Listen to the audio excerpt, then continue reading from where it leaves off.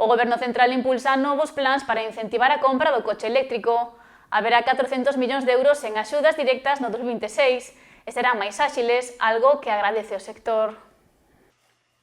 O Consello de Ministros celebrado esta semana deixou boas novas para o sector da automoción. O Goberno central deu luz verde a un novo plan pensado para que a industria e os condutores dean o salto definitivo ao coche eléctrico. Foi bautizado como Plan Auto Plus e está dotado con 400 millóns de euros ao 2026. Son axudas directas á compra e son ben recibidas polo sector.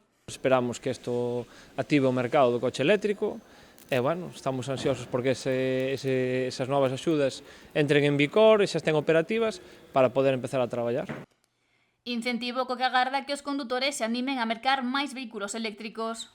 No público na xente hai moitas dúdas, pero, bueno, pouco a pouco estáse mentalizando a xente de que, bueno, estáse que é o futuro, polo menos polo coche utilitario, e, bueno, se hai as axudas, pois todo irá mellor. Unha das razóns que sopesan os compradores é o custo do coche eléctrico, agora mesmo máis elevado que o do vehículo de combustión.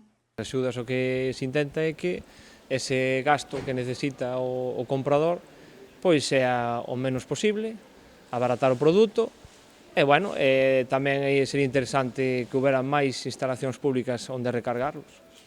Para iso tamén se lanzou o Moves Corredores, dotado con 300 millóns de euros centrado na instalación de puntos de recarga en zonas que non teñen os necesarios. Se tes un coche eléctrico é imprescindible ter onde cargalo, senón ter unha boa red de puntos públicos é importante. Parte do sector e compradores reclaman tamén que se atendan as solicitudes realizadas no Plan Moves deste 2025. Consumiuse o investimento fixado, pero ainda hai persoas que mercaron un coche eléctrico e non recibiron axuda pola falta de fondos. Se vas mercar un produto e contas con axuda que tes aprobada, é importante que, claro, que esa axuda chegue ao seu destinatario, senón tes un problema. Hai un par de casos de xente que está pendiente de recibir o cobro da axuda. Ti lanzas un plan de axudas e despois, cando o pos en acción, non eres capaz de pagar ou de dar esa axuda, hai un problema. Polo que agardan que se resolva o antes posible.